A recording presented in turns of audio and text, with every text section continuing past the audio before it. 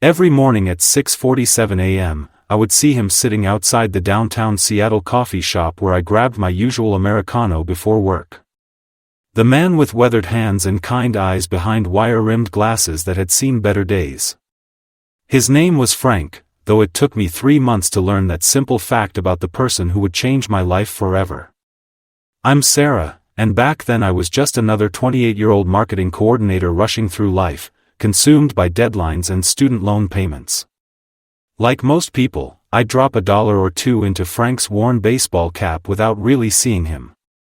He always said the same thing, "Thank you kindly, miss. Have a blessed day." His voice carried a gentle warmth that somehow cut through the chaos of morning traffic and honking horns.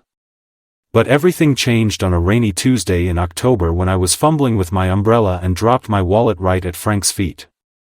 As I scrambled to collect my scattered credit cards and crumpled receipts, Frank quietly handed me a $20 bill that had floated toward the storm drain. "You dropped this," he said with a smile that reached his tired eyes. I stared at the bill, knowing it wasn't mine. My wallet never held anything larger than a $5. But Frank insisted, pressing it gently into my palm. "Sometimes we all need a little help," he whispered. That moment something shifted in my heart. I realized I had been walking past this man for months without truly seeing him as a human being with his own story, his own struggles, his own dignity. The next morning, instead of rushing past, I stopped and asked his name. Frank seemed surprised that anyone cared enough to ask. Over the following weeks, our brief morning conversations became the highlight of my day. I learned that Frank had been a high school English teacher for 32 years before a series of unfortunate events led him to the streets. His wife Margaret had passed from cancer, medical bills consumed their savings, and depression took hold of his life like a persistent fog. He never complained or asked for pity. Instead, he shared stories about his former students, his love for classic literature, and his unwavering faith that kindness would always find a way to prevail in this world. I started bringing Frank coffee and sometimes a breakfast sandwich. He would always try to pay me back with whatever coins he had collected, but I never accepted. What struck me most was how Frank treated everyone with the same respect and kindness, whether they ignored him completely or stopped to chat. He had somehow maintained his humanity and compassion despite circumstances that might have hardened most people's hearts. As winter approached, I worried constantly about Frank's well-being. Seattle streets became increasingly dangerous for someone his age. I offered to help him find shelter, but Frank politely declined, explaining that he had tried various programs before but never felt comfortable in crowded facilities. He preferred to maintain his independence and dignity, even if it meant sleeping in doorways and under bridges. One Friday evening in December, I brought Frank a thick winter coat I had purchased specifically for him. His eyes filled with tears as he carefully examined the warm fleece lining and sturdy zipper. "No one's been this kind to me since Margaret passed," he said softly. "You remind me that there are still angels walking among us." I hugged Frank that evening, something I had never done before.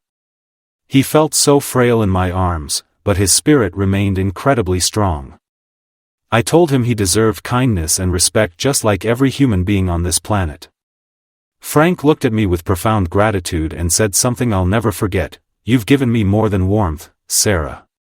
You've given me hope." That was the last conversation I ever had with Frank. The following Monday, Frank wasn't at his usual spot outside the coffee shop. I waited 15 minutes before heading to work, telling myself he probably found somewhere warmer to spend the morning. But Tuesday came and went without any sign of him. By Wednesday, I was genuinely concerned and started asking other people in the area if they had seen him. A shop owner finally told me what I feared most. Frank had been found peacefully in his sleep 3 days earlier, tucked away in an alley behind the old library downtown. The winter cold had finally become too much for his aging body to handle. I cried harder than I had cried in years. This gentle soul who had touched my life so profoundly was gone, and I felt like I had failed him somehow. I attended Frank's funeral, which was held at a small community church. Only 7 people were there, including myself and the pastor. It felt incredibly wrong that someone who had dedicated his entire life to teaching and helping others should pass away with so few people to remember his contributions to the world.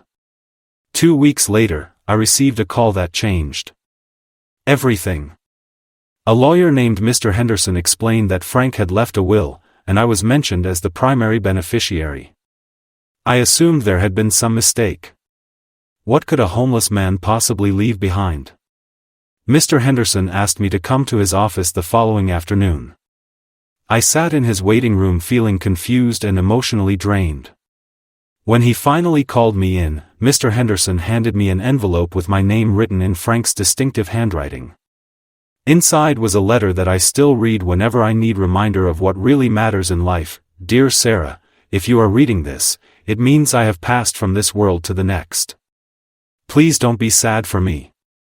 I lived a good life, and these past few months knowing you have been the brightest chapter in my story. You treated me with dignity when the world had forgotten I existed. You saw me as a human being worthy of respect and friendship. Your kindness gave me purpose during my darkest hours and reminded me that love always finds a way to shine through even the deepest darkness. I want you to know that I was not always homeless and penniless. Before Margaret got sick, we had saved money for our retirement. After she passed, I couldn't bear to touch those savings. They represented our dreams together, and I felt like I didn't deserve to enjoy what we had planned to share. I have left you $50,000. I know this comes as a shock, but please understand that you gave me something far more valuable than money. You gave me friendship, dignity, and hope when I needed it most. I have only one request. Please use this money to help other people the way you helped me. Show them the same kindness and respect you showed a broken old man who had lost his way in the world. Remember that everyone you meet is fighting battles you know nothing about. A simple act of kindness can change someone's entire day, or even their entire life. Thank you for seeing me, Sarah. Thank you for caring. You are proof that angels really do exist. With all my love and gratitude, Frank. I sobbed uncontrollably in that lawyer's office. The money felt both overwhelming and heartbreaking. Frank had been living on the streets while carrying enough money to change his circumstances, but grief and depression had prevented him from accessing his own resources. Mr. Henderson explained that Frank had contacted him 6 months earlier to update his will. He had been very specific about wanting me to inherit his savings, along with clear instructions about how he hoped I would use the money to help others. That night, I made a decision that honored Frank's memory and his final wishes. I used the $50,000 to start a foundation called Frank's Angels, dedicated to helping homeless individuals get back on their feet with dignity and respect. We provide not just financial assistance, but also emotional support, job training, and temporary housing. Over the past 2 years, Frank's Angels has helped 43 people transition from homelessness to stable housing and employment.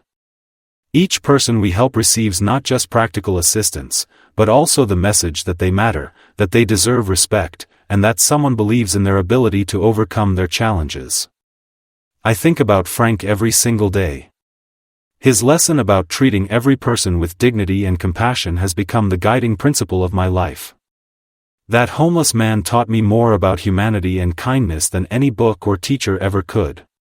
Frank's story reminds us that everyone we encounter has value and deserves our respect, regardless of their circumstances.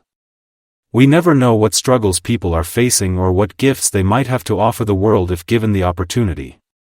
The next time you see someone who appears to have nothing, remember Frank. Look them in the eyes. Say hello. Treat them like the human being they are. Your simple act of kindness might be exactly what they need to keep going another day. Frank's legacy lives on through every person we help and every act of kindness we share with the world. His $50,000 continues to multiply into countless moments of hope and transformation. If this story touched your heart, please like this video and subscribe to Pure Kindness Stories. Share Frank's story with your friends and family, because his message of compassion and human dignity deserves to be heard by as many people as possible. Together, we we can create a world where no one feels invisible or forgotten. Remember, we all have the power to be someone's angel. All it takes is choosing to see the humanity in every person we meet.